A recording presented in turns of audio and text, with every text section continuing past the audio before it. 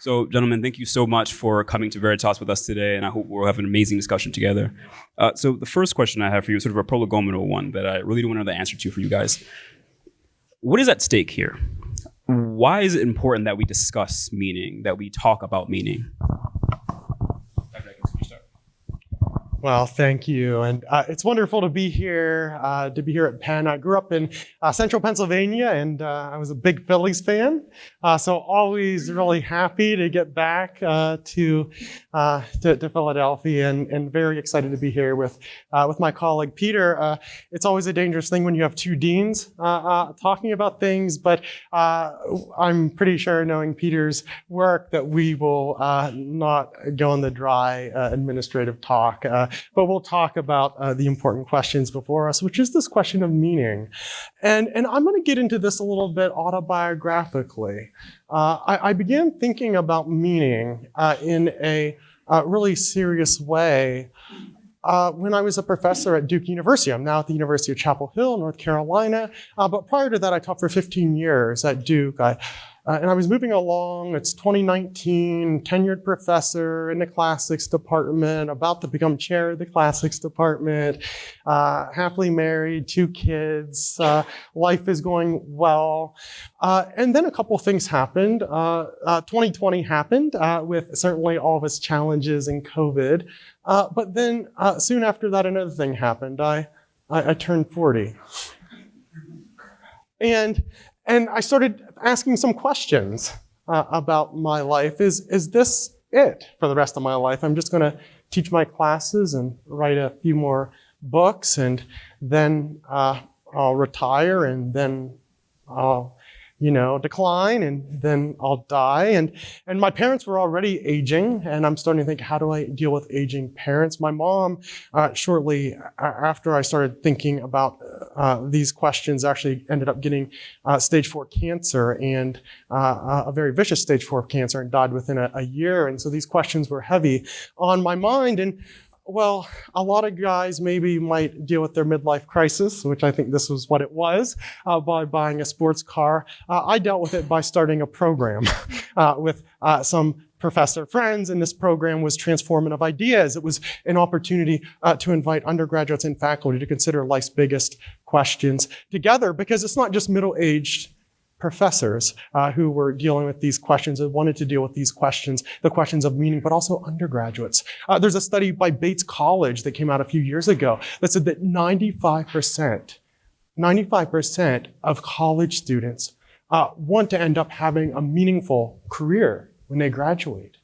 But only 40%, once you graduate and get out in the work world, actually say you have a meaningful career. As I began to talk to undergraduates, at Duke, my Duke students would often say, we feel like we're on a treadmill.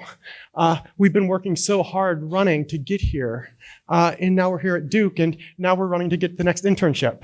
And then we'll be running to get into the job that we want, or the grad school that we want, and then we work to get promoted, and it all seems so exhausting, and is this it?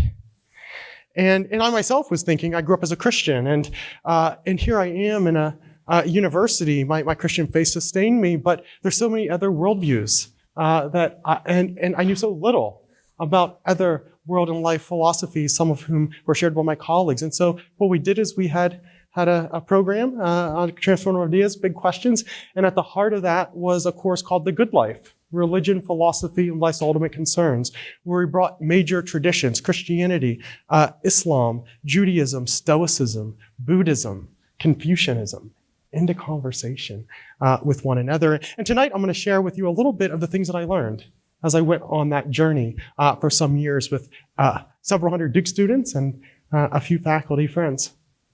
How about you? It's a really interesting question. I mean, to put at the center of a conversation for the evening with a very robust group of all of you from many different ages, particularly college sort of centered, to try to worry about the meaning of life. I mean, that's just great. For me, that's the point of why we're here. Why else do we have college unless we're trying to figure that kind of a question out. There's a lot of interest and importance in understanding technical training. I'm all for it. Instrumental learning is fine. Like, let's do more instrumental learning. Let's make stuff easier and smoother and more efficient. All that's great. But if we don't understand what the point of all of it is, why bother making it more efficient? I still want to know, why are we here? Do we have souls? Is there a God? What's good? What's justice? What's the point of it? Why is there something and not nothing? These are important questions, and we're the only little nodes in the universe. The whatever 7-8 billion of us who are currently alive today, we're the only little nodes in the whole universe for whom this question is pertinent. The rest of the universe doesn't notice it. My dog is magnificent, and she leads a wonderful life, but this does not trouble her. For us, it ought to give us pause and give us something to think about. For the materials that I work on mostly, there is a lot of inspiration on this question. I work mostly on Greek philosophy. I also work on Greek literature, and these questions are front and center. And I'll oftentimes, I've taught Hyniff and others in this room some of these texts in the past, and we'll kind of start by sort of saying, okay, let's dive into this stuff and let's start thinking about what a human life is all about. And that question, what a human life is all about, seems like it's sort of large and unwieldy, and whoever asked that question. Well, when you start to work on the classical Greek texts, they're all obsessed with this question. What is the point of us being here? I mean, this is a major issue in the materials that I study. I might put it this way. There's a certain amount of me that's thrilled by all the stuff that we know. I'm amazed by how much we as contemporary, modern human beings understand about the world. And in a certain way, we should pat ourselves on the back. Now, of all the stuff that we know, though, there's still some stuff we don't know. And it's basically what we're focusing on today. What's the point of life? Why are we here? Where do we come from? Why is there something and not nothing? Is there a God, or do we have souls? All of these questions are unanswered. We don't know them yet. We don't know the answers to these yet. I don't think that our current amazing knowledge production regimes that we have, I don't think they're getting us any closer to an answer of any of these questions. And in fact, they're kind of distracting us in a really important way. And this goes back to Socrates, someone that I've spent a lot of time thinking about. Socrates basically said that he roughly could kind of agree with the Delphic oracle who claimed that he was the wisest person who existed, because at least he knew that he didn't know anything. And everyone else around him thought that they knew tons of stuff. And at least he knew that he knew nothing at all. And that was what he was wiser than other people about. We, I think, as human beings now have lost a lot in appreciating the importance of our own ignorance. We're, again, amazed by how much we know, and I'm proud of us, just like anyone should be. But how much don't we know? I think in antiquity, there was a whole bunch they didn't know. Now, there's still a whole bunch we don't know. And in fact, I think while the known world is expanding with head spinning speed, I don't think there's any meaningful way to say that the unknown world is shrinking. I think the unknown world is just as big as it's always been. It's functionally always been infinite. It still is. So let's not sort of waltz around saying, oh, we're just about to solve that problem. The synchronicity is about to happen, or the whatever it is about to happen, and all knowledge will be produced. And all of a sudden, we'll just have to sort of go weak in our knees and sit in our chairs and watch TV and let all of our machines do our thinking for us. I mean, that's so silly. And people say this stuff, or stuff that's inspired by this, all the time. I just think they're underappreciating the importance of their own ignorance. The things that we don't know are still huge, and our need to try to solve these problems is still as urgent as it's ever been. So I am really looking forward to the conversation tonight. I think it gives us a chance to center some of these very broad questions that tend to get overlooked in our sort of thrill at all the stuff we happen to know now. So. Thank you so much, you both. Dr. Struck, you mentioned earlier, and again, first of all, I just love the way you think. I mean, I love the way you think about questions, but you mentioned earlier that there should be a very salient problem or a salient question for us as students. And it had me thinking about something, right? I mean, I think speaking from my own experience, I mean, I've, found myself trying to find meaning through academics, through relations, through all types of things, right? And I think it begs the necessary question, though, is meaning something I can discover, or is it something that I can create, right? And so what do you think about that? That's a great question. I'll have some views that I'll share on this, but I won't pretend to exhaust the question. I feel like when we use the category meaning, and this is a very contemporary one, I mean, it doesn't really exist in classical antiquity, that particular way of thinking about it. There's definitely truth. I mean, I care a lot about truth, but about meaning is sort of a next level kind of meta category. I think that enters into the truth's relevance for, right? The meaning is a relevance question. Some truth is relevant for some interested party in a certain way, and that's when meaning starts to come into the picture. So if I'm understanding meaning properly, I think meaning really does have to do with us. One asteroid blows up another. That's sad. Sad for the first asteroid, maybe. But that's just me sort of personifying the thing. Is there meaning at stake in one asteroid crashing into another? Probably not. There's definitely truth. There's measurable truths. There's interesting truths. There's all kinds of stuff that's possible. But meaning, I don't know. I think meaning is a human category, and I do think we produce it. We produce it when we have need for trying to understand something that's important for us. And the fact that we produce it, I think, is no problem for saying that it's still really important. Sometimes human-produced things are thought to be, that's totally, just a subjective and it's not really real, et cetera. Well, our subjectivity is extraordinarily real. I mean, look at this. All of you here, all of us here, and there's 100 people, and so it's extraordinary that the people that have turned out for this. I love that you all are here tonight. This is great. Usually you have a topic like this, there might be 17 kids that show up in a room. This is different. So for us, I mean, we are these self-conscious, self-aware things. That's amazing that we are. So that meaning is produced by us, to me, makes it no less interesting or important or consequential in terms of the shape of the universe and what the world is trying to get done.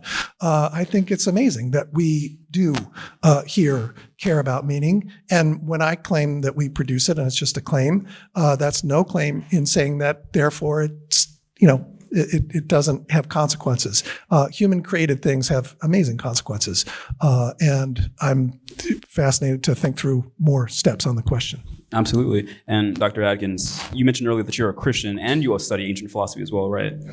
So what does the Christian tradition have to say about if we discover meaning or if meaning is, given, right? And once more, could you talk about the ancients and how they thought about that? And which ones, would you choose if you had to?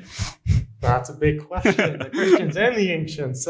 Well, I'll start with this, my way of working this in, and I'll take back to the course that I was telling you all about big ideas. And there was a highlight for the program that we would do early in the fall. My faculty team would take 150 students into the mountains of North Carolina for a tech-free retreat. And one thing we would do on a Saturday night is we'd go up to the top of a mountain and build a big bonfire. Some of the kids would bring their guitars and we'd sing some campfire songs. And there was something that we'd notice when you're out in the mountains and you're far away from the lights of the city. They see the stars, right? They're so brilliant.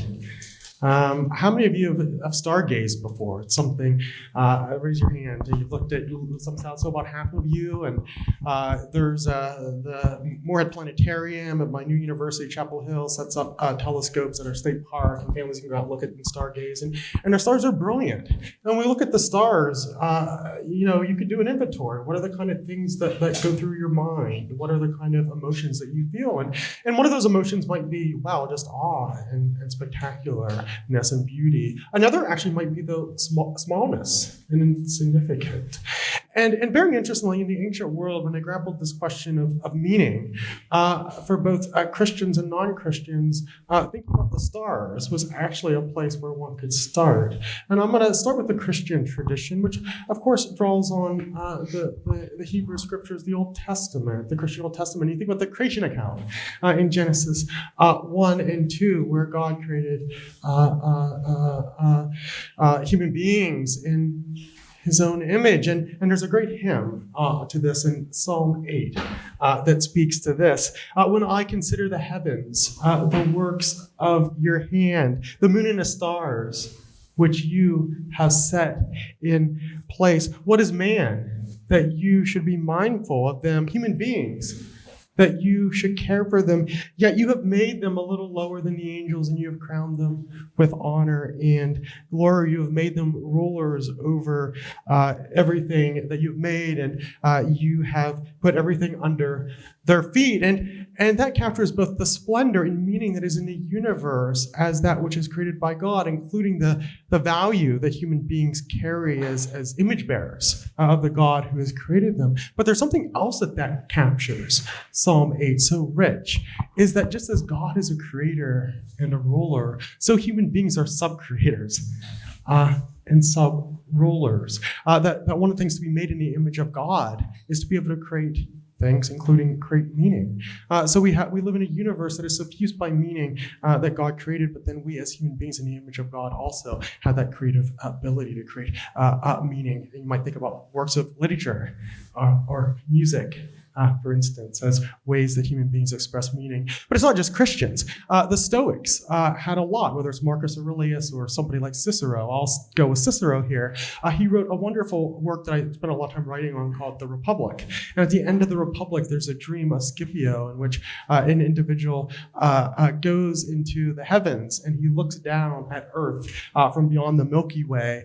And in comparison to the beauty of the galaxy and the stars, Earth and Rome with all its glory seems so small. But the moral of the story here, there's not a God who created you in your image that gives you meaning. It's rather reason that pervades the universe. And the moral of the story is virtue is its own reward. Live virtuous, and that's all you need, and that's all you have to hold on to. Then there's a third one. Also the Epicureans, too, looked at the heavens. There's an amazing poem by Lucretius in the 1st century. And for Lucretius, the universe isn't made out of reason. It's not made in personal reason like the Stoics. It's not also a product of a personal God, but rather it's atoms in void. And Lucretius talks about Epicurus, the founder of Epicureanism, as it were, going beyond the void and going beyond the flaming world, walls of the world, and taking a look at the universe. And the story there is there's no purpose that's inherent. The lesson is to embrace nature in our limits and to live life with the freedom that we're finite beings, and so respect our own natural limits, which includes our own mortality and our own frailty. So there's 3 different ways of thinking about meaning in the way in which the human being can make meaning out of their lives. I do like the Christian story with the human being as a sub-creator who can make meaning in a world that's suffused by meaning. Thank you both. So, Dr. Struck, excuse me. Okay.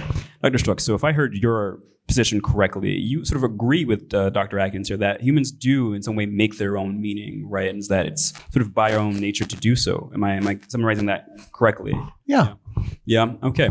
That's really interesting to me. So then, Dr. Atkins, if I can challenge your idea for a second, though, what would you say to someone of your same tradition coming up to you and saying, well, I don't know if I fully agree with you if you said that, we make our own meaning. I think that my meaning is divvied out by God. And what would you respond to that? Well, it's both. Oh, yeah? Yeah. So sometimes when and it's both the tradition, but it's also my personality. If you give me 2 options, I'm going to say, well, well, I can't have both. I'll go with option 3. I'll give you an example actually from Stoicism that can show you how these things work, and Christianity has also a tradition of making this work. So Stoicism, and I like to teach this to college students who are actually thinking about their career and what you should do. Stoics say that there's 4 roles that we all play. There's the universal role of nature as rational beings that guides all of us. And it's by the meaning that's inherent, the reason that's inherent in the cosmos. And that determines what we should do. We should treat each other as rational social beings. But then there's our individual nature. That we have that might differ from person to person. There might be some variability. And then, third of all, there's those things that come to us by chance in life, those things that come by circumstance. How many of you, have had an event in life that you have no idea how it came into your life, but it set the trajectory of your life in a very different course.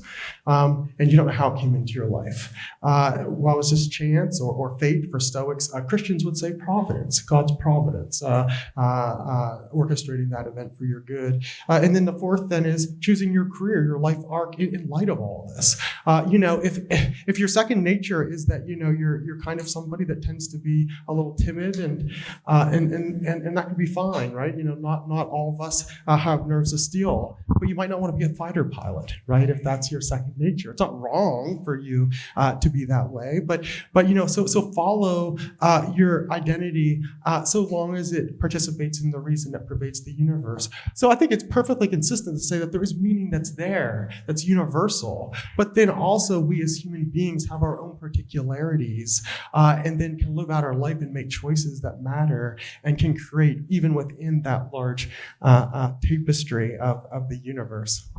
Absolutely. Well, then if that's the case, that, to some degree or another, that we create our own meaning whilst having meaning, then something seems to be afoot here, right? Because or at least from what I've seen, a lot of us have sort of given up on that. A lot of us have sort of, stumbled and fallen away from that and see that nothing seems to be stable for us, right? I mean, life is loose right now. And so how would you respond to that? How would you respond to someone saying, well, I don't know how to even begin to find my own meaning, how to even begin to think about that? What would be your answer to that? Sorry. Well, I would say, first of all, there shouldn't be a presumption that there used to be a time when this question was easy. I don't think there was ever a time when any of these questions were easy. I think now we're typically more distracted from trying to find answers to these questions. So that's something that's different, probably from times in past. More distracted, I mean, by the things we've invented for ourselves to distract. Plus the culture that we've produced. I'm just talking about contemporary Philadelphia now. I don't mean to talk about the broader world. But boy, it's, try to talk about death in contemporary Philadelphia. It's impolite. You should not talk about finitude of a human experience. It's just, one doesn't do that. That's, of course, silly. I mean, if we don't start trying to figure out what we're all about from the premise that it's finite, what we're experiencing now, we're starting off handicapped. You're starting off with some fantasy that's actually very childish. Let's remember that, every breath we take is no different from the breath that we'll take that will be our last. And all of us will have a very last breath that we draw. And then it'll go. And then we'll be done. And how we try to figure out what it is that we're doing and fit our our understanding of our meaning and our point and why we're here and where we came from and where the universe came from, I think all needs to reckon with that ineluctable fact. There's two things, right? Death and taxes. And that's half of the picture.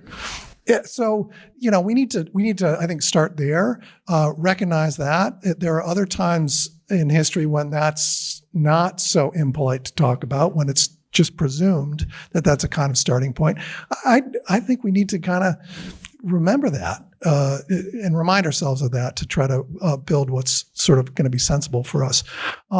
So I don't think there's some time in which these kind of questions were easy to answer. I don't think that now they're any easier to answer, given all that we know, and given what I said before about our being lulled into a false sense of security about what we know about the world now, as if somehow it's going to clarify any of these big questions, that might put us in a less advantageous position than previous generations to try to reckon with these problems. But it's easy to resist, right? I mean, you just have to recognize it and sort of say, okay, all of that froth that people use to try to, distract themselves from certain realities that are, let's put that aside and then just get on with it. Try to figure out what your point is going to be in the world and what your meaning is going to be in the world. Absolutely. And Dr. Jed Atkins, we talked earlier today, or earlier in the night, about the work that you do at UNC Chapel Hill, right, as a new dean of the college. And, my question to you is, how important is community in finding meaning? How important is, from what I remember from your own work, you make a whole living out of making people talk about really hard and sufficient topics. And so how important is it that community is involved in us finding meaning? Well, I think it's vitally important. As I've done work on civil discourse, there's many things I've learned. But one thing that I've learned is while the most contentious issues may be political, that civil discourse is actually not about politics. It's actually about human relations. It's about having conversations across difference that recognizes our shared humanity. One of the things that is wonderful to see is that there's food tonight.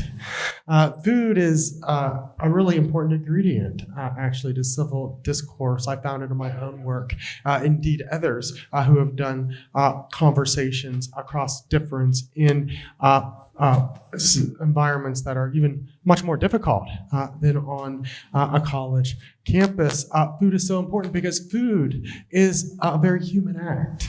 Eating is very human act. And it's very hard to dehumanize somebody when you're doing the very human act of sharing food together. It's embodied, right? And it's taking place in time, in a proximity, right? As opposed to offline, right? Where we don't have proximity and we can have a sense almost of timelessness.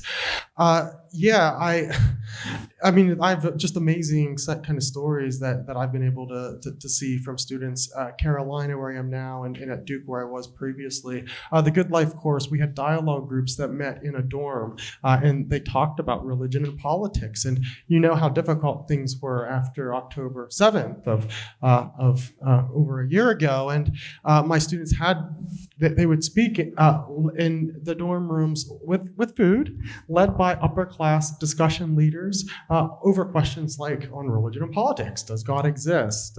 What is the role of merit in a good society according to different religious and philosophical traditions? And when I did the surveys afterward, I was so proud of my student leaders. I got to brag on them. When I surveyed the students out of 5, were you free to speak?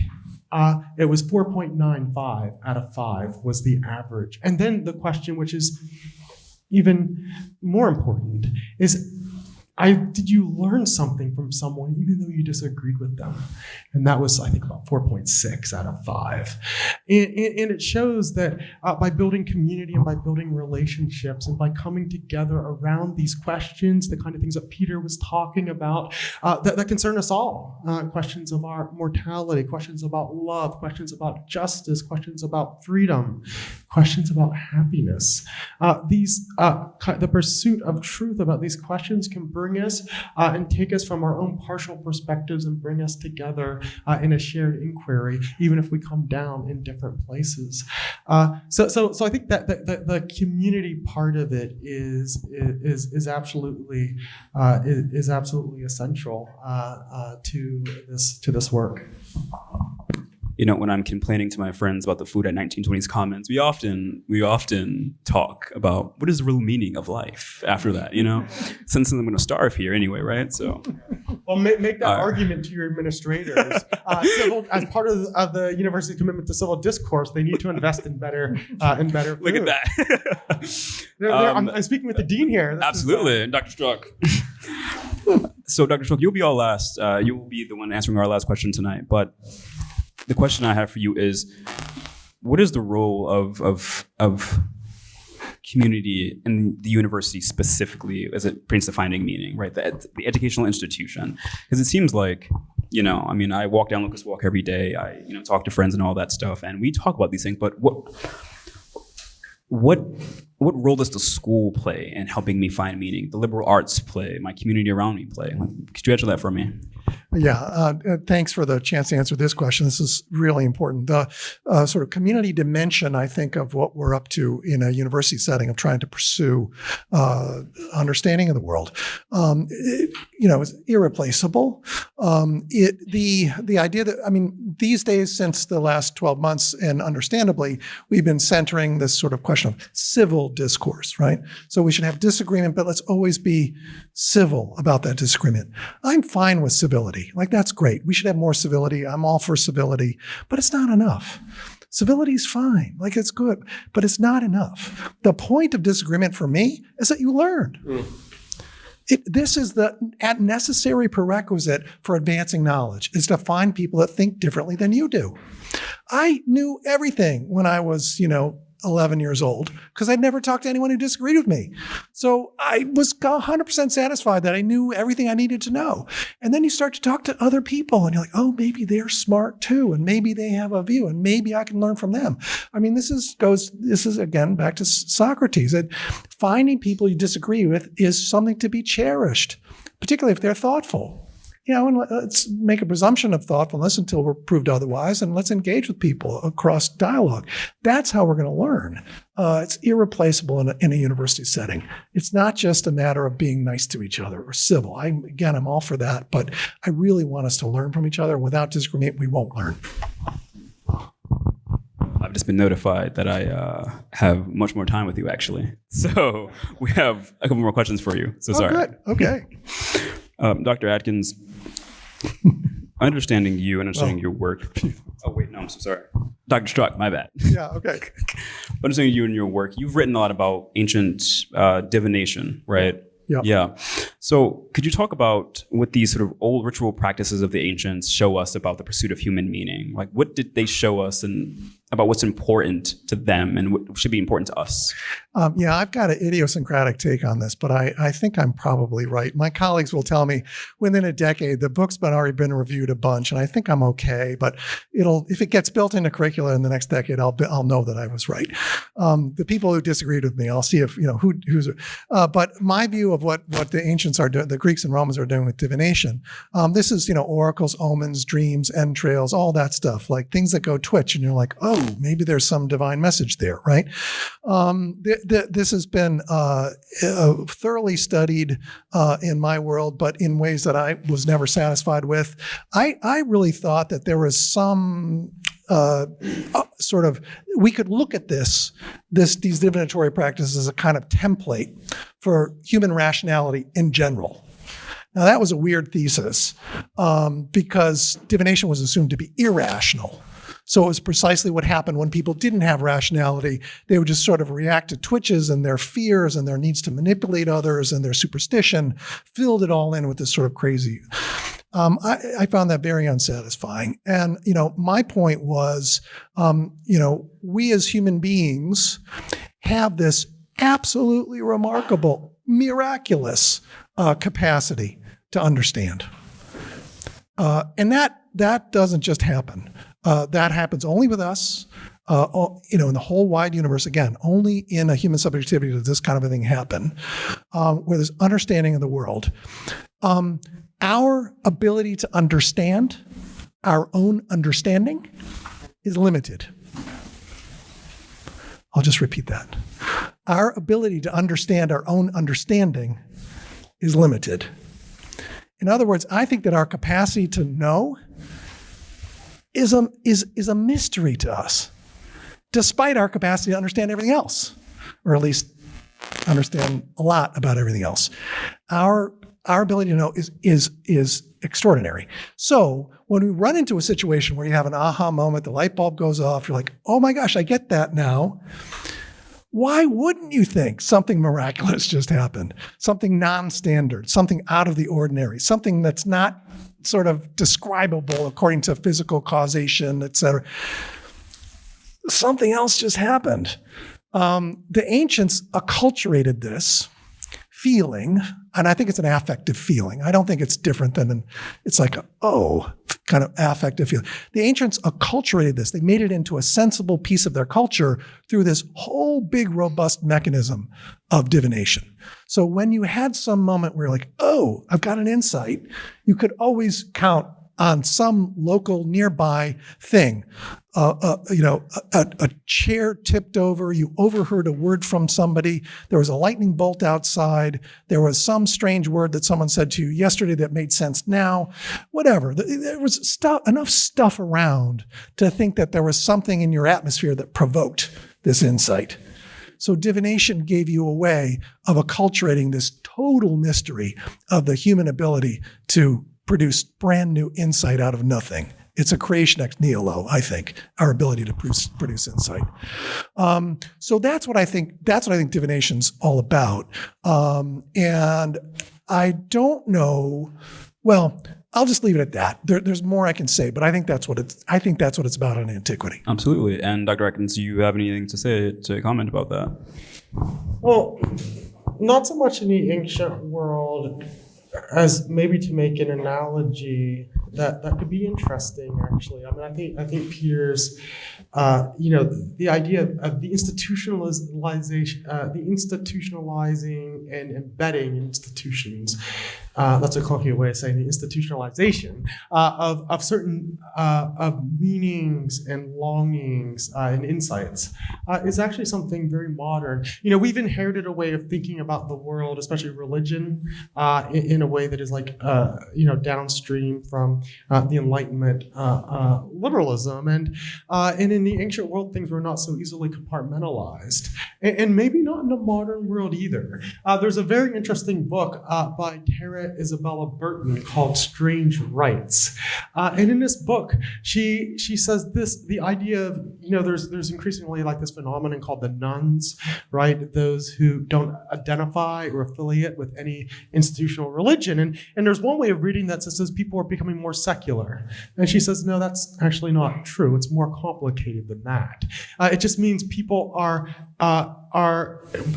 drawing away from institutionalized religion, just as our confidence in institutions across the board has been declining. But she says, if you think about some of the things that go with religion, the rituals, the desire for transcendence, the community, the source of morality, some of these different things can be found actually in some very traditional religious institutions and have migrated into lots of other things. I mean, she gives examples of gyms, right, where you have you have rituals and you have communities and you have authorities and accountabilities and a site of meaning and sociability to what might be called magic and practices like this. So I think this insight about the way intuition can be embedded in complex institutionalized architecture might have to some extent, it's not a perfect parallel at all, but there are ways in which sensibilities might take that we might say are religious, might take very different institutional forms. And so, and I do find her account persuasive in the sense that, we do have, I think, a religious hunger, even as alongside the decline of trust in traditional institutions that we might understand as religious. So I want to ask you a follow-up question to that then. So you mentioned the nuns, and so I guess this may be a sort of a hard question though, but do you think that someone can have meaning in their life and not be religious? I think someone of the religious background will say, well, I don't think so, but would you say that it's more nuanced than that? I mean, you just mentioned some things there, so what do you think? Yeah, well, I mean, so the categories of religion, is the first thing, right?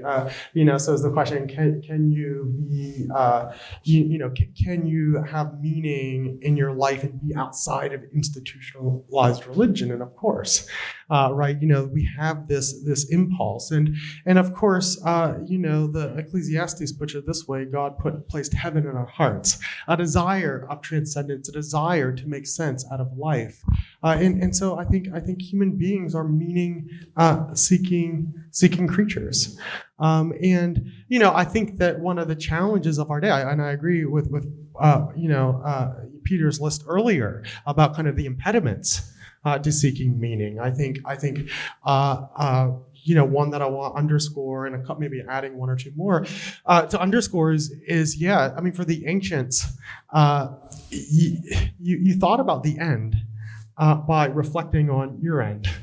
In other words, by reflecting on your death, on your mortality, and the significance of that was actually a really good way of thinking, why is my life important, right? And that you don't need to be in a religious context, right, in order to think about that. So important for or at least in an institutionalized religious context. One of the things you might say that Lucretius tried to do is take this religious impulse and separate it from the traditional religious architectures of Rome, which he thought were very dangerous. And today we do. I mean, we take our cemeteries, we push them off to the edges of where we live. And so we had professionals handle the bodies of our loved ones. And so we don't think about our ends anymore. I also think something that is challenging to us today too is a type of cynicism about whether meaning can even be possible, a good life can be possible. I say, when I teach my course on the good life, I say the only thing that's really baked in is this: it's hope that meaning is possible or may be possible, and the search for meaning is worthwhile. It's worthwhile undertaking this search for meaning. I'm not going to put my finger in the scale any more than that, other than to say that this is a worthwhile sort of search that is worthy of your time. And then the last thing I'll say too is, and just putting a finer point on something that Peter said, that also is something that is something that religions speak to, but is broader than religious institutions. And this is the restlessness of human beings, especially as we have technology that constantly technology is great, but it constantly is updating and coming with new things, which of course creates new needs in us and new desires, which we then have to fulfill. And it can leave us in a very restless state. One great diagnosis of this is St. Augustine, but another is Lucretius, of this restlessness. There's a quote that I'll put a fine point on it because it is powerful, and I do cite it from some of the time. It's from an article a number of years ago in the Mediocre magazine on restlessness, and it's haunting. It's by Andrew Sullivan from an article called "I Used to Be a Human Being," and it's very Epicurean here. He says, our need for quiet has never fully gone away because our practical achievements, however spectacular, never quite fulfill us. They are always giving way to new wants and needs, always requiring updating and repairing, always falling short. The mania of our online lives reveal this. We keep swiping and swiping because we are never fully satisfied. The late British philosopher Michael Oakeshott starkly called this truth the deadliness of doing. There seems to be no end to this paradox of practical life and no way out, just an infinite succession of efforts all doomed to ultimately fail. So I think for meaning, we got to address this, whether it's in a religious context or a secular context, these three challenges to meaning. Thank you for that. And Dr. Struck, we'll end with you for real this time. Okay. So what is one practical step that each one of us can take to find meaning in our life? Oh, boy. Easy question, man. Yeah. No, I'd say read the Greeks. I don't know. I guess, gosh, that's such a hard question, Hyniff. I don't remember this on my list of questions to be prepared for. One practical step to be ready. I guess I would say this, and I probably am going to feel okay about this in an hour when I think about what I just said. Find something you love, and it could be a text, I kind of hope it's a text, but it could be a practice. It could be, I don't know, bouncing a soccer ball on your foot. Find something you love and just do it. Like go hard at that thing. If you trust the films of David Lynch, if you trust like Plato's Dialogues, if you trust your ability to do really well at riding a bike or, hiking, if that speaks to you in your heart, just do that, and you'll feel more alive, and I think you'll feel an avenue towards something that's meaningful. But you have to love it. I'm not talking about finding your passion or any of that stuff. I mean, I care about. I'm not talking about that. I'm talking about something you just know you love it because you do, and just do that. Yep. Three quick practical things, in some ways corresponding with the three challenges, because I can't just leave you on a note with challenges to this. What do you about the cynicism? Find a role model. Find someone who's further down life's road, who you think is living a good life. One view of ethics that I subscribe to is virtue ethics, which is, it's like the basketball, but the person who's playing the sport and doing it well. Well, find someone who lives life well and emulate them. Second of all, so the role model thing. Yeah, what do you do about the endless desires that leave you restless? Practice gratitude. Understand that there's things in life that you get that you don't deserve, that are come about by gifts. The greatest role model in my life was actually somebody who just had a high school education, but he lived life with a sense of appreciativeness and gratitude. And I went to college at Bowdoin, and he loved whether it's walking along the beach or picking blueberries, the neighbors who give you produce from their gardens, recognizing that these are gifts and not deserved or maybe not things that you can expect. Christianity, as well as Stoicism and Epicureanism, emphasize gratitude. And the last thing is confront your own mortality. The ancients did this, and you can update this in different ways. They had this idea of memento mori, remember that you're going to die. And sometimes they would do this very physically by like having a skull on your desk to remember that you're going to die. But think about your mortality and what that means for how you want to live. And here I think is the starkest place where something like Stoicism and Epicureanism and Christianity depart. There's been some similarities, but I want to end on this because I think that there's something deep here about sort of how Christianity is different from Hellenistic philosophy. Stoicism and Epicureanism say that this idea, you confront death by self-ownership, you become autonomous, you have the good life completely in your grasp. Whereas Christianity says you achieve the good life by recognizing that your life is not your own, but you belong body and soul to Jesus Christ. So for one, the good life is about achieving autonomy, and the other, the good life is about surrendering autonomy over your life. Thank you both so much for coming. Can we just give a round of applause to our speakers, please?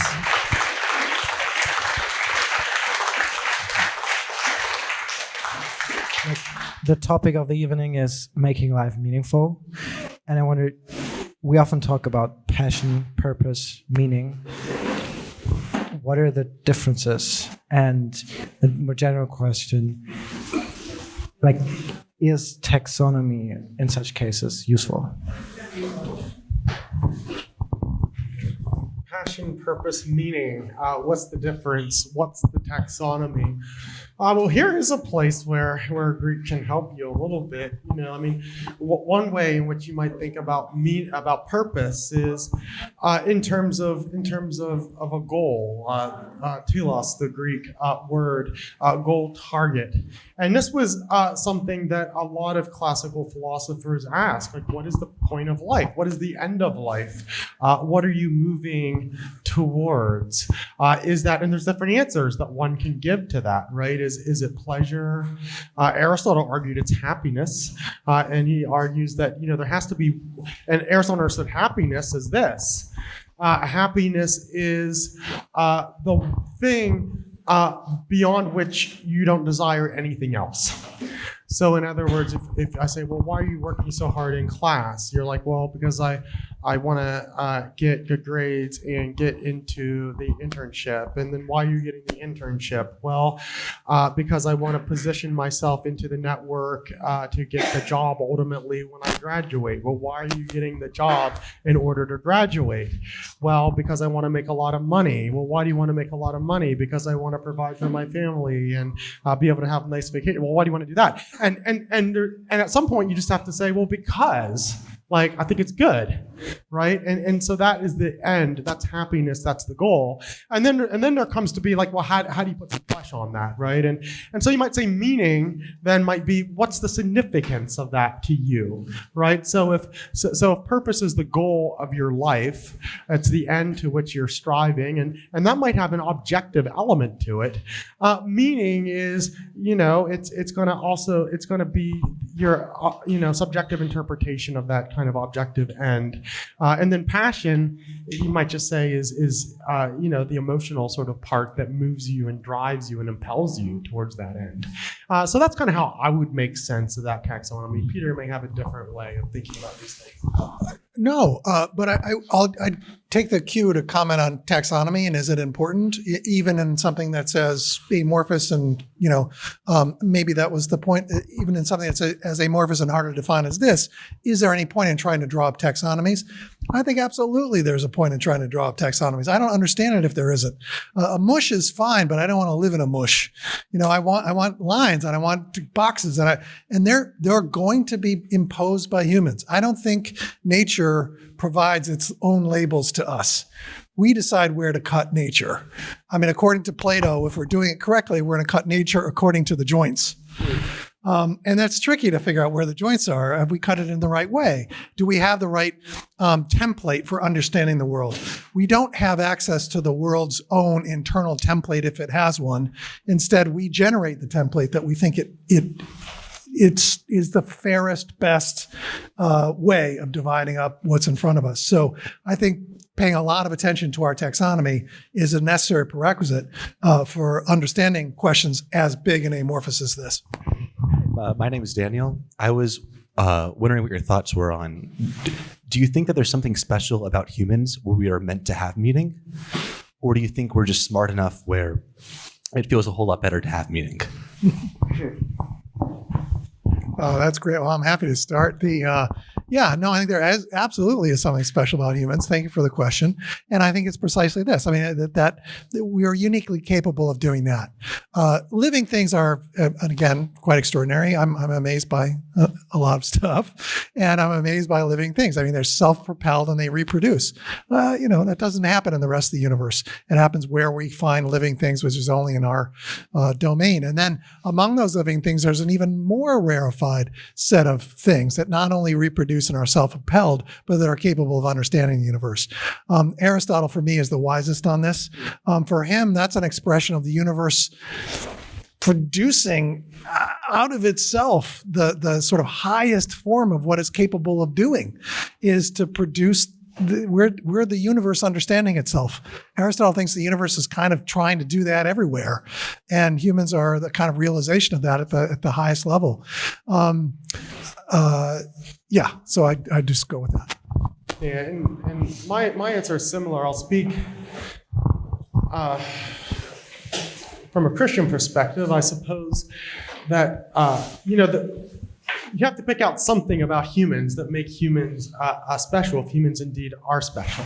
And there's some ways of thinking about what actually motivates us that don't seem and hold humans out as special. For instance, you might say a type of utilitarianism that says that pleasure and pain are the most driving important features about us, and therefore the goal is to maximize the pleasures and minimize pains for all sentient creatures. And so if if you want to see some of the implications of this, Peter Singer's work, for instance, is worthwhile reading. He has arguments on why we shouldn't fish, because fish feel pain, and there's lots of fish, and so if we're trying to minimize pain, we shouldn't consume and harvest fish because it's about minimizing pleasures and maximizing pains, and for whom doesn't matter, just any sentient being who feels pain. I do think from the Christian perspective, there is something about human beings, and it comes from being made in the image of God, but then there's the question, what does that consist of? And you might give an Aristotelian answer, and some people have, that it has to do with reason and practical reasoning, and human beings can do that, and other animals don't do that, and perhaps that's part of the answer. I think there's more than that. I think another is God is love, and human beings made in the image of God are also lovers, and I think our capacity to love is part of that. So reasoning and loving, and then also perhaps this creative spirit, the ability to create, as God himself is a creator, to exercise our intellect in a creative way to create great works of art and literature suffused with meaning, I think is another thing that is distinctively human. We get into really interesting questions with now generative AI and raising questions about what it means to be human. When we have machines and artificial intelligence that can generate great works of art. But I would say that those three things, at least those first two and probably the third, are distinctively human. I'm going to paraphrase. You said that heaven rests in man's heart, and so I primarily ask you, how can a person meaningfully live a life without hope? How can a person meaningfully live a life without hope? Yeah, well, that seems like it's a rhetorical question. Maybe in some ways you can't live a life without hope. Well, let me back up though, because it's a facet. I'm gonna come in your question sideways, because I assume that you and probably most of us in the room assume that hope is a good thing. And hope is that's an open question in the history of thought, whether hope is a good thing. In the Greek world, actually, hope is it can be a bad thing, it can be an ambiguous thing. I think about Pandora's box and everything came out in the world and hope was shut up. Well, was that a good thing that hope was shut up or a bad thing? Think about Thucydides. Thucydides, hope is dangerous comfort. Hope is the thing that helps you overestimate your own resources, your own ability. And if you follow hope, well, you end up losing an empire. So hope is a very bad thing. Hope for Christians, though, is a virtue. Hope is the ability to see through difficulties because you're expecting God to do greater things in the future. So hope is not the same as progress. It's not saying things are trending in the right direction, but it's rather saying that even through the difficult times that are before you, you are expecting through faith in God that you will be able to get through those. So that's kind of the Christian understanding of hope. There's some non-Christian understandings of hope that try to that kind of understand it in the same trajectory. And so, so can you live a life of meaning without hope? Well, Thucydides tried. I think it comes down to, how you're understanding hope. I think Thucydides actually understands hope as a type of optimism, where it's what you go to when everything else fails, and it's a last-ditch prayer. Whereas the Christian view of hope is actually anchored in a faith in God. And then I suppose the question is whether or not that's sufficient depends on whether God exists and whether God is somebody who is trustworthy enough to carry you through difficult times. So that gets back to the big questions that Peter was talking about. Does God exist or not? Right? And so quite a lot hangs on whether God exists, including the question of whether hope is a virtue or a very dangerous thing.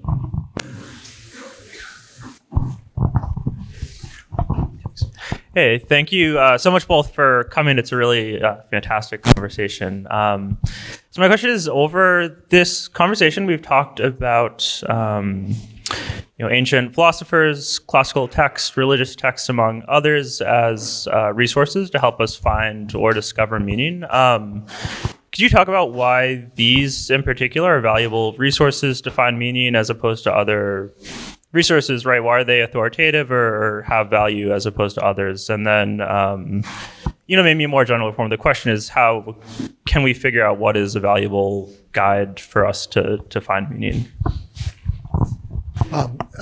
Great question. This is the part of the domain of like serious human intellectual work that I know well, and that's as much as I'm happy to say about. So I think if I spend more time with Aristotle before I die, I'll be smarter. But I wouldn't have. I'm agnostic on exactly where one goes to find these things. I think that there's huge reservoirs of people that have wrestled seriously with these questions, and I want to hang out with them. That's the main thing for me. I don't know that there's unique resources in this domain or that domain. I'd be really hesitant to make some claim like that. And if someone did make a claim like that, I would think they were probably making a theological one, which is not a dirty word. It's fine to make a theological claim, but it's not what I would do. I would want to, in other words, they're making a claim that's based on some commitment to a faith tradition. And I'm all for commitments to faith traditions. It's just, I can't sort of rely on one of those to say that domain is better or more productive than that domain to dive into. I guess I'll speak to the same question from a slightly different perspective. One of the things about doing the course that was so fun is bringing 6 or 7 traditions into conversation about common questions. So every unit, and we had after we did the introductory units where we introduced the traditions and the authoritative texts, we would have 2 professors go over a class and be in dialogue. So we got to do this kind of every class, and then bring the students in, and you begin to learn something. The idea was to come up with some traditions that almost all of whom were fairly old, not all, but between them would cover a wide swath of ways in which the billions and billions of people on this world have, and in human history, have found meaning. And so you have Buddhism and Confucianism and Islam and Christianity. And my friend Abdullah and Tepley held this out for us as a way of proceeding, and we took it. And I don't know if it's the best one, but it was a good one, an interesting one. It's to pay attention to the differences. Because sometimes when you're talking about common questions, and especially, and I think this tends to be an American sort of thing, and someone wrote a book actually on the intellectual history of this, we kind of like to say that they're all sort of, traditions are kind of going to the same place. And Abdullah said, well, no, let's focus, there are some similarities, but let's focus on the differences. Let's focus on the distinctions. And as a result, there was all kinds of, just incredible sort of surprises, both for the similarities as well as for the distinctions. You begin to see, for instance, I learned that Confucianism and Stoicism both look to gratitude, but there also are distinctives that emerge between the traditions as well. And I think I think that's one of the great advantages of being in a university where you have a plurality of viewpoints and traditions, and an opportunity to study these seriously with a number of people who are taking serious life's big questions. And so I think the pluralism in the university, which sometimes can be challenging, I think is its greatest strength, the intellectual pluralism. And so I would say lean into that, because that's at the heart of the university is truth seeking among the different alternatives that are on the table, asking these very serious questions, whether it's Confucianism or Christianity or Socrates. Hello, my name is Faraz, and I want to go back to the point of the discussion where you're talking about whether these questions are any easier or harder. Going back to, I guess from your guys' perspective, the topic was like ancient times. So the question of like, is life meaningful, reminds me of like Maslow's hierarchy. And my question was like, maybe going back like farther than like the classic time. So like back to when we were hunter and gatherers. Do you think that people were still thinking about those questions then, or was life more so just about how do I survive into the next day? And was there a transition there? Is there a distinction maybe even like now between people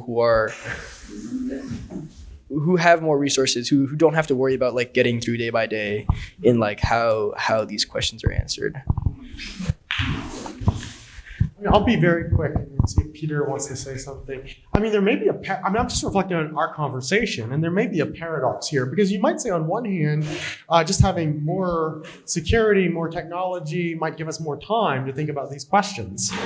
But on the other hand, we were talking about the significance of facing up to death and mortality, and the importance of that for thinking about at the end of your life. And that's a little harder for us today, because I mean, at Rome, the average lifespan in the Republic was 25 years, and so, you were going to live a long time, and the infant mortality was high. And so you're reflecting on these things pretty quickly. And so if you want to back up, at what point, is there a threshold, right, of security whereby you have the leisure to think about the deep questions? Perhaps at some point there is. I don't know where that would be, and it's kind of human, let's say, evolutionary history. But I do think that there is a paradox in our conversation in which we might say that more security and more technology might not always be the most conducive for asking the big questions. Yeah, I mean, I'd underscore that too. I think it just moves us sideways in interesting ways. Like, I'm all for more technology, but it doesn't answer these questions. And then I like bring up hunter-gatherer societies. It's speculative, but our cognitive science friends, evolutionary biologists, they're pretty sure something major happened about 200,000 years ago in terms of the consciousness that Homo sapiens became Homo sapiens sapiens, our ancestors. Something happened. And gosh, I mean, how about going back in time there? Because I've at least read some people who study this material like carefully, whose work this is, who claim that the subjectivity that we have now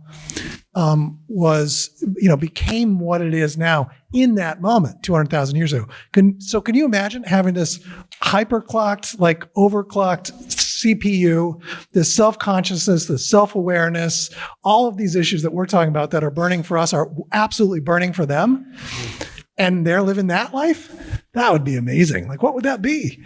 I don't quite know. And I'm not sure, just to say, echo some of the things that we've already been saying. I don't know that they're going to be closer or farther away from the sense of, meaning and like, what's the point, all that stuff. I don't know.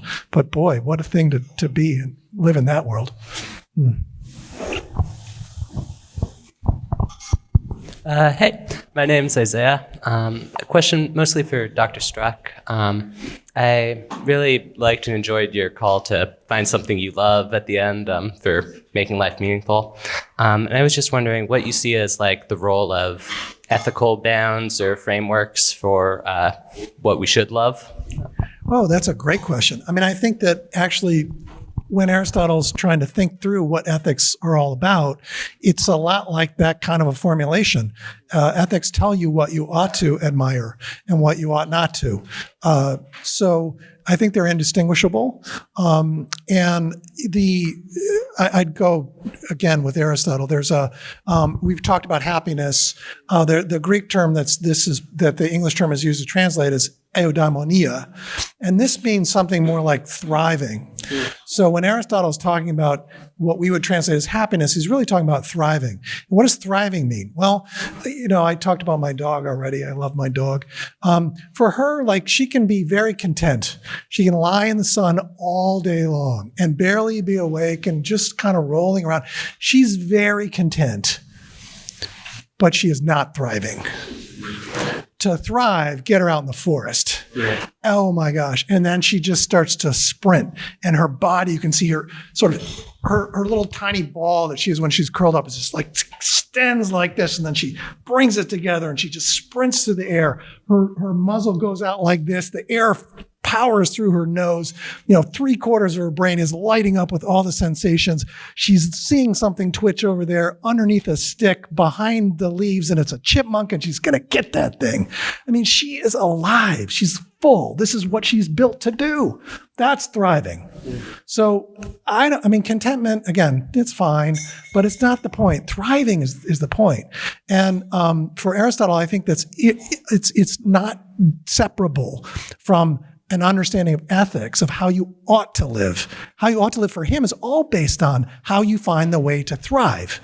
It's not about, don't you dare do the wrong thing, and scoldiness or sort of finding some little way of being judgy about other people. That's not anything to do with ethics.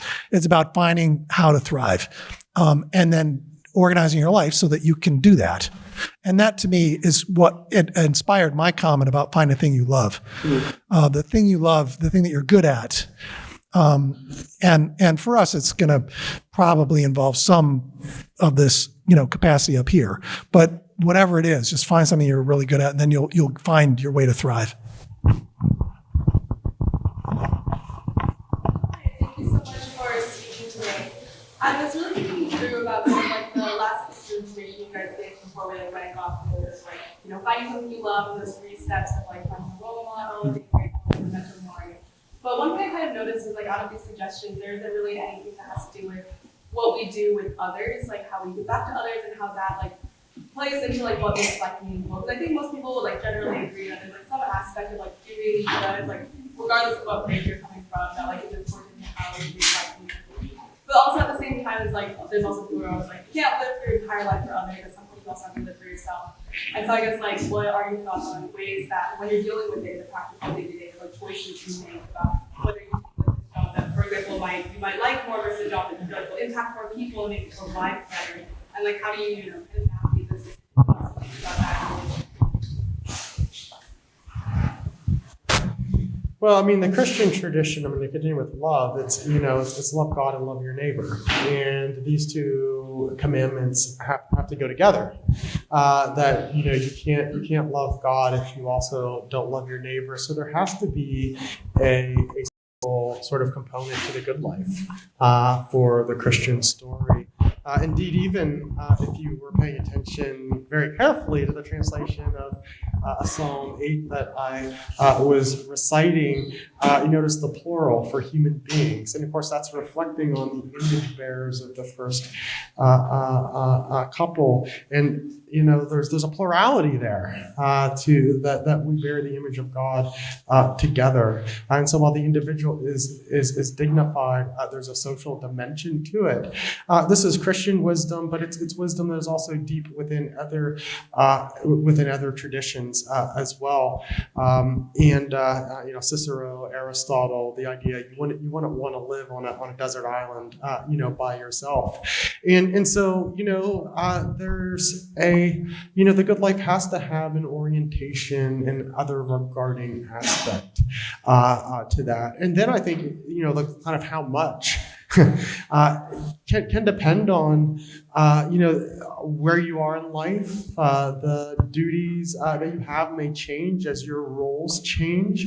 I mentioned before the Stoic, the four personae. Another way of thinking about that is roles, the roles that you play in life. And as I've had many different roles in my life.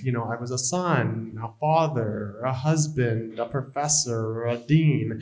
All of these roles create different responsibilities to different people at different times. And some I take up at different times, and some I put off at different times. So I think, the story is, love God, love your neighbor, and try to live a life with integrity, which simply means a sense of wholeness, by which you understand the different roles you play. Knowing that the life of integrity can mean that at times you're going to play some roles, and at other times you aren't going to play roles. So a social life, and also a life with flexibility with the roles that you play. I think something something like that seems right to me.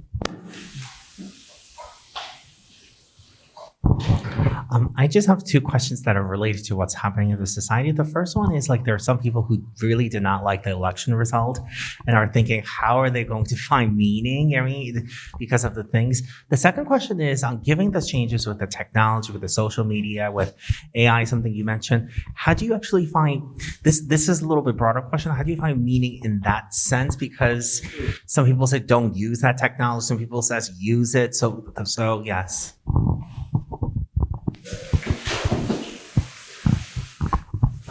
Well, yeah. Let's see.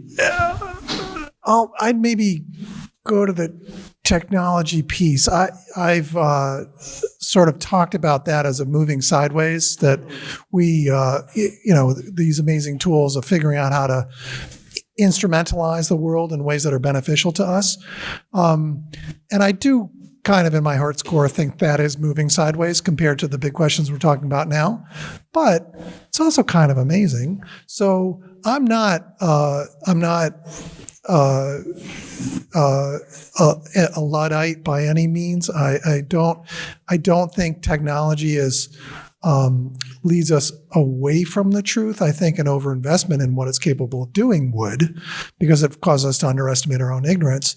But man, I love seeing what humans are capable of. Ben Franklin out there with a kite and a key and a string. What was he thinking? He just wanted to understand electricity better. And then, the great inventors and Steve Jobs. And I mean, I'm a kind of fan of this stuff. Look at what humans can do. It's extraordinary to me. So the idea that we would... So there's that. But then the idea that we would sort of offload thinking or creativity or meaning making to an algorithm. I mean, the algorithm's basically taking all the stuff we've already discovered and finding new patterns in it, reorganizing it. That's great. But it's not new knowledge. It's not like insight, at least yet. Or, they keep telling me, oh, it's just right over the horizon. It's just about to happen. I've been hearing that for 25 years. Folks in Silicon Valley used to always just pat us on the head and say, you people have this medieval way of delivering knowledge. Wait till you harness the power of the internet. We can teach on Zoom now, blah, blah, blah, blah. Guess what? We did that during COVID. None of us want to do that again. That was brutal. Like, it was fine, and it's fine for certain things, and it did accelerate our adoption of it in certain things, but it absolutely accelerated our understanding of the invaluable quality of being together in a room, hashing these things out, as opposed to thinking it through in these kind of mediated ways, outsourcing our thinking to other, like, kind of offload to thinking adjacent, knowledge adjacent sort of inventions that we make. And yeah, I don't think that is any way forward. In terms of the election, yeah, it's a puzzle. I mean, to me, this is identity stuff. It's like the country I grew up in. I had certain kind of commitments to certain things I was committed to. You got to adjust that every time an election happens. And this one, some folks are adjusting a lot of what they thought the country was all about. And maybe others, maybe everyone is. I don't know. But we'll have to see what happens. Yeah, I mean, both important questions, interesting questions. And the technology is I find, I mean, Lucretius is such an interesting book, such an interesting sort of treatment of technology, because on one hand, I mentioned the critique of technology, where you have the increase of desires that can never be fulfilled, and so you're always exhausted as new desires are created. On the other hand, if you read very carefully at the end, technology produces the arts, and the highest art is philosophy, which allowed him to write De Rerum Natura. So see, there's something there. I think what Lucretius points us to is actually, it's not technology good or bad, but rather, is there a standard by which we can assess technology outside of ourselves, and I don't know that as a society we do, right? Other than that it's useful. There are sub-communities within our society that do have standards. I'll give you one very interesting example. I grew up in central Pennsylvania.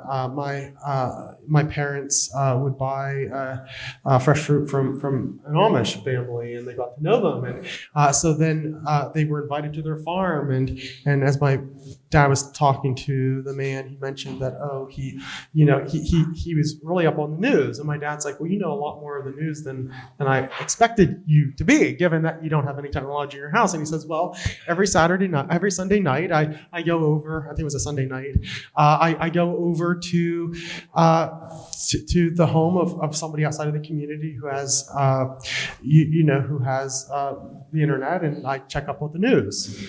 And so my dad was puzzled by this and asked the question, and he said, well, it's not so much that the technology is bad, but rather if we let it into our home, we think it will dissolve the standards within our community. And my dad realized something, that the standard that this Amish family had that they were using to judge technology was community. Now that's interesting. That might not be, the answer you might give or I might give. I do have the internet in my home and all the gadgets and technology, but that's an answer, right? It's an answer to a standard by which to assess technology. Does it help the community or hinder the community? That's an answer. What answer is what we give as a society, as a pluralistic society? Can we give an answer? And then to pivot to politics, I think it's really interesting to think about technology with respect to our polarization.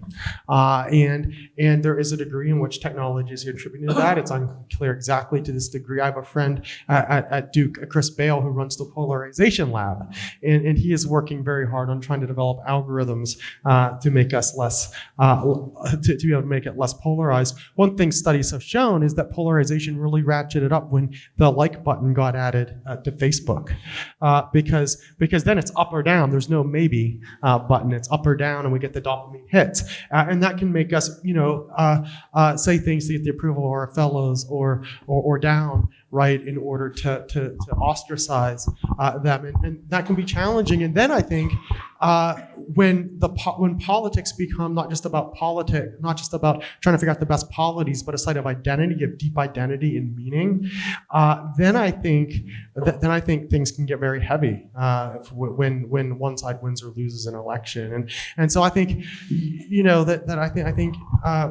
and I'll conclude with this. I did an interview with Barton Swaim in the Wall Street Journal, and I can't fully defend his claim here. I did a little bit there. I do think the crisis of civility is downstream from the crisis of meaning. That because we struggle to find meaning, it becomes very easy to invest the political realm with a meaning that it cannot bear. That's not to say politics isn't important, but if the politics becomes a site of ultimate meaning, then it's going to be really hard to negotiate it. Increasingly hard to negotiate it. Well, thank you so much for a wonderful conversation. Please join me in a round of applause for our speakers tonight.